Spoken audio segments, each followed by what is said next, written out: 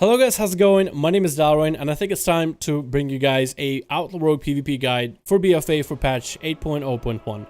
This guide is happening before any of the arenas or raids come out, so I'll probably make an updated guide if I need to at a later time for the spec. And I do want to cover the other specs like Subtlety and Assassin once I get a little bit more time on them. But I've been playing plenty of Outlaw, whether it is skirmishes, whether it is BGs, whether I'm playing against teams that are just dumpstering me, or whether it's a cakewalk.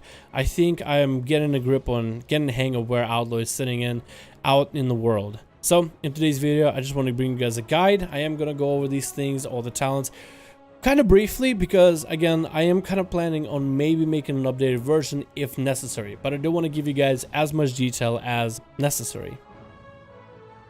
First thing is your talents. What are the best talents? At level 15, I think it's really mostly going to end up being Quick Draw.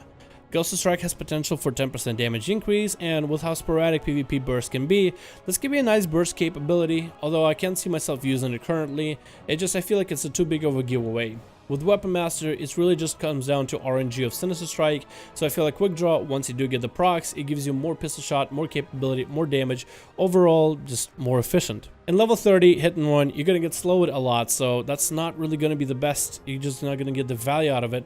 A retractable hook is going to be amazing in arenas when you're trying to make so many swaps with just how strong your cooldown reduction mechanic is currently in BFA for Outlaw.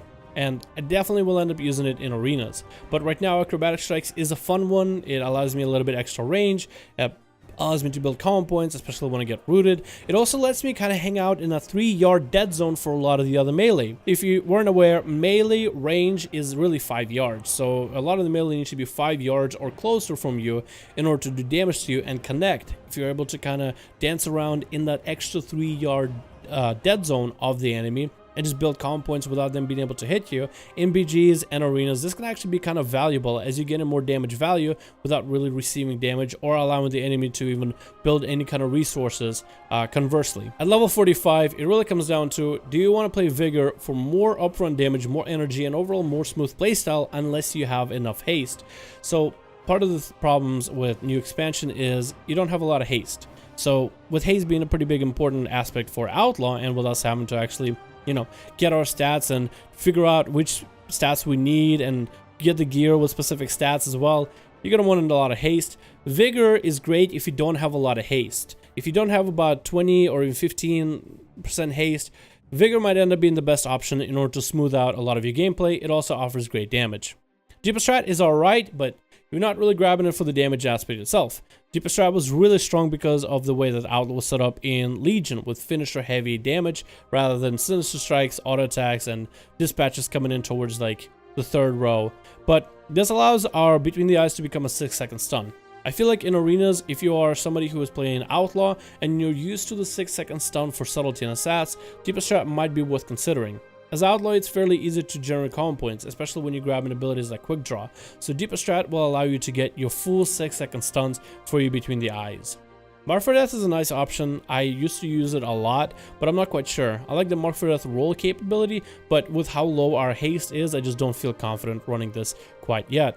I am willing to play around with it a little bit more, but I've been rolling a lot with Vigor to get a little bit more upfront damage, and I kind of like it currently. At level 60, some rogues have been saying that Elusiveness might not be that great. Elusiveness still has its capabilities because of the pre-feint mechanic. You can pre-feint a lot of the bursts, but now with feint having a 15-second cooldown, it is a lot harder to do. So if you pre-feint something wrong or get baited on a feint, it can be very punishing. If you're not sure if you can use Elusiveness, Cheat Death might end up being the best option because it's basically a safety net for when you die. Very useful in arenas when you're playing against like rogue mage comps that will otherwise burst you down. If you're not sure, Iron Stomach is a pretty good one. Actually, the self-healing for rogues is not that bad, especially in duels and maybe even BGs. And can be, I think, useful in 2v2 arenas if you're going for the long game. Drink Up Me Hearties as an Iron Talent can kind of double up with it, but Iron Stomach ends up being a little bit more forgiving than Elusiveness. Elusiveness, you're either getting the damage reduction or you don't. With Iron Stomach, you're getting a heal no matter where your health is at. So you can pre-heal an enemy. With Iron Stomach, it basically serves similar function as Elusiveness, but it also gives you back your health. Playing around with Drink Up Me Hearties, you can basically do that twice in a row if you wish. So I kind of like the self-healing capability. It's so weird for folks who have self-heals, but I've just been enjoying it, and I think it's worth checking out If you're not sure which one is the best, just go with Sheer Death. It's a little bit easier. At level 75, it's an option of whatever the hell you want. You have Dirty Tricks with reduction of any kind of energy for saps, cheap shots, and gouges. We have Blinding Powder that allows our blind to have a 30-second cooldown less on it and have a 15-yard range on top of that. This is going to be insanely strong in arenas, and once the arena PvP season begins, especially in 3v3s, definitely check out Blinding Powder if you're going to be playing Outlaw for comps. Otherwise, Prayer in the Week is pretty decent because it works with cheap shots and now between the eyes. Although it won't be full 10% in PvP, it's a 5% damage increase, but the fact that it works with between the eyes makes it wonderful. Level 90, it's the choice between Slice and Dice or Roll the Bones. I don't like Slice, and a lot of you guys don't like the RNG. You have to play to Roll the Bones with Outlaw if you want to get the most value out of it. Your buffs allow you crit buff, they allow you more combo point building, allow more procs for saber slashes, they allow you more energy, allow you more auto attacks as well as leech. So any combination of those buffs combined together makes it even more powerful, and even some solo buffs can be very, very strong, like the crit buff, making you burst with Killing Spree and all of your damage modifiers. Like, let's say you're going up with Plunder Armor, you got your Thick as Thieves, maybe one for Ghostly Strike, you got your Prey in the Week. That's like 10%, 10%, 5% damage increases stacking on top of one another, and you get that crit buff for your Killing Spree to crit back to back to back. I mean, that could be very strong. If you're not sure, you could start with Slice and Dice. It's kind of a mediocre buff on its own. It might be better with a few traits. Actually, it could be pretty decent with a few traits, like the one where you get Agility when you only get one buff, which works with Slice because it only functions as just one buff. But I feel that you will eventually, if you want to play Outlaw seriously for PvP, you will want to maybe start with Slice, but eventually transition into Roll the Bones, as that is the better playstyle. If you are going to play Roll the Bones, which you should, Alacrity ends up being the best option. Loaded Dice doesn't have as much use because it only works off of Adrenaline rushes, so Alacrity ends up being better for the flat haste increase, especially over time, especially in arenas, and works in BGs as well. At level 100, honestly, it's just all about Killing Spree. It's a fun ability, 2-minute cooldown, 10-yard range, follows your enemy, does decent damage, and if you activate Blade Flurry in BGs, you can just cleave the whole enemy team for the same amount of damage, for 100% damage increase, which is insane. So, because the other ones are not that great, Blade Rush is a very PvE-centric talent. It does have some charge capabilities, so chasing somebody could be fun with it, but it's very PvE-centric. Dance to Steal is also very PvE-centric. Unless you're playing an arena team comp that's all about cleaving the enemy down, I wouldn't end up playing Dance to Steal. Killing Spree just ends up being the best. In the talents for Honor PvP, you're going to want to go Gladiator's Medallion if you're anything but an Orc. If you're an Orc or a Human, Relentless might be a decent option. For your PvP talents, some of the ones I like is Control the King. That's a decent one if you're doing BGs. Then you have Plunder Armor, which is amazing no matter what you do. The 8-yard range and 2-minute cooldown. Just the fact that you can steal someone's armor, reduce their health and damage by 10%, increase yours by the same values, makes it a lot powerful and great for burst. Jacoby Hardy is also actually really good, especially with Iron Stomach, with how healy rogues can get. This is great for world content, and this is great for 2v2 arenas, or even just skirmishes and BGs where you don't have the best healers. Besides that, there's some other options. Maneuverability ends up being pretty good for arenas. Dismantle can be good if you're trying to prevent enemies from being able to attack your healers, especially good for cleave comps. Thick as Thieves is of course amazing in PvP, and Smoke Bomb is insanely good in arenas. You will want to run Smoke Bomb whenever possible because the setups you can do with it in 2s and 3s is insane, and I feel like Blizzard giving Smoke Bomb to all 3 specs of rogues makes them all a lot more viable. Alright, let's talk a bit about our stats. What are we going to go for stats? And this is going to be very loose because stats are going to be all over the place. It's very hard to get gear. We don't have raids or a PvP season quite out just yet. With PvP season, it's going to be a lot better. The stats you're going to want to look for as Outlaw, I would say the haste is probably the best stat besides agility, because you want to stack as much of it as possible, and generally gear with better agility is generally better for you, but you should take a look at secondary stats. I would say that haste ends up being your best secondary stat because it gives you more energy regen, which makes your playstyle smoother, and auto attack speed, which makes you deal more damage because you're very auto attack based. After that, crit is also a really good one, but I would get it to about close to 20% if possible with gear. Crit at 20% makes it a lot easier to play with. It makes your Between the Eyes Shark Buff combo a lot more likely to crit, as well as having a slightly higher crit chance, especially with Shark Buff, makes it so that more abilities are more likely to crit. And it's a nice sweet number that I've been using back in the beta, and it's a nice sweet number I'm happy I gotten in the actual game. After that, versatility ends up being the better option. If you can get crit to about 18-19%, I think it's fine, maybe even 17. But after that, stacking versatility is going to be the best because it increases damage output of your abilities and makes you a little bit tankier. Mastery ends up being the stat you don't really want to stack because you don't affect the percentage. Right now with Mastery and the way it functions, you only have a flat 30% chance to trigger your extra Mastery hits. Mastery increases how much damage those hits do. So before you would increase the percentage of those hits, maybe get to as close to 100 or 50%. And right now going for Mastery is just not reliable whatsoever for the playstyle of an Outlaw Rogue. When it comes to gear and traits, I honestly wouldn't worry too much. These are some of my traits that I've been running, and I really just use PvE sim bots to get me the best numbers. But there's some options for you. I end up going with Title Search for my helmet, which is the Cowl of Fluid Machinations. It's fairly decent amount of just frost damage. I will say one thing though, a lot of the Outlaw Rogue specific traits are not that powerful. There's only one that's actually very strong, so if you have that as a piece of gear, it's worth running. It is Deadshot, and maybe as a defensive Shrouded Mantle. Deadshot on your Between the Eyes makes your pistol shot do more damage, and if that thing crits, it can do really bursty DPS. Outside of that, I think it's pretty safe to pick almost any option, but if you're not sure if your one particular for Outlaw is gonna play up to your playstyle, or if you're gonna utilize it, or if you don't know if it's strong, it's a safe bet that usually the middle ground choice ends up being the better one for straight up damage output. For the second ring, I end up going for Heed My Call out of all the ones I have. Earthlink is not terrible. Blood Siphon is more Mastery, so it's not really something Outlaw stacks, but Heed My Call, just extra nature damage, can be fairly decent because it's only 3 yards, so you're not really going to break any CC with that. And with my shoulders, I end up going with Rezan's Fury. I could have went with Paradise Lost, but it only gives me agility if I have 1 buff, and sometimes I have 2 buffs or more, so that doesn't always function. I just go for Rezan's Fury because on the target that I'm working on, it'll just put a bleed that'll do a fair chunk of damage. For my chest piece, I felt like Storm and Steel end up being the better one because the only other is Mastery, and Mastery is not a good stat, so I ended up going Storm with Steel for a bit passive damage.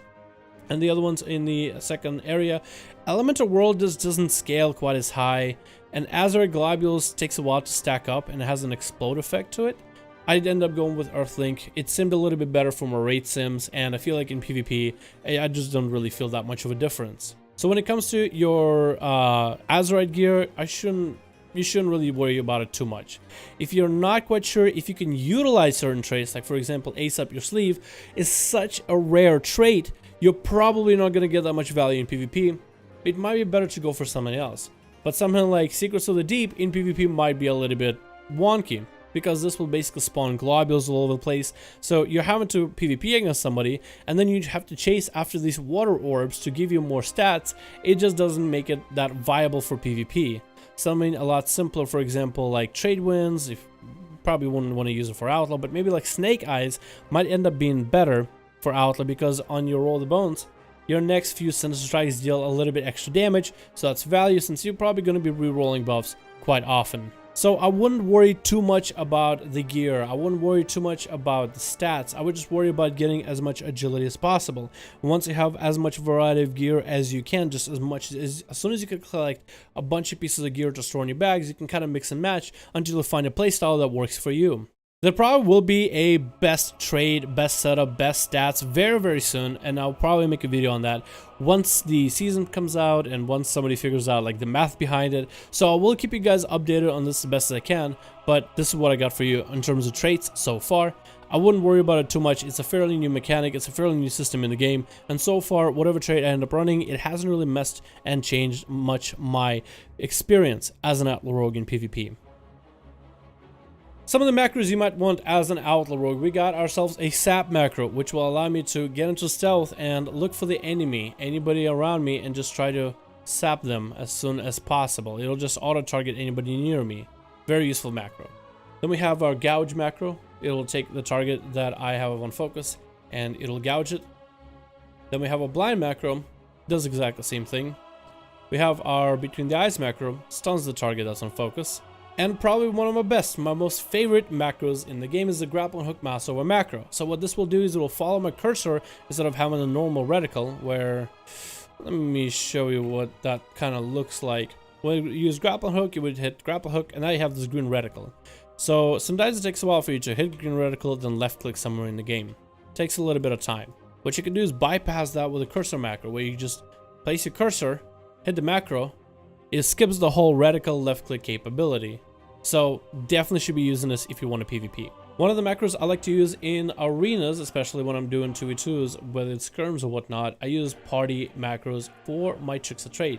Cast target equals party 1, tricks of trade. You can also make a party 2 if you're doing arenas, so you can tricks between your party 1 friendly target or party 2 kind of at a whim. Alright, let's talk a little bit about how you're going to end up playing Outlaw. What kind of playstyle you're going to have when it comes to your Outlaw Rogue.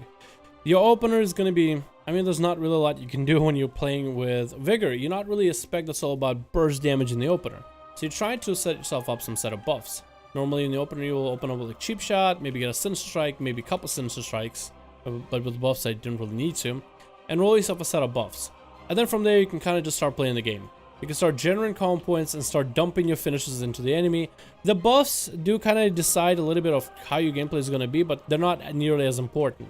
Technically, you can burst with whatever buff you want, but if you want to get a more value buff, maybe like a crit buff for the big burst, or the auto attack for sustained playstyle when you don't have any big cooldowns available, you're more than welcome to do that. It's kind of just really deciding as Outlaw, what do you need? Is it worth rerolling? Are you setting up something or are you not?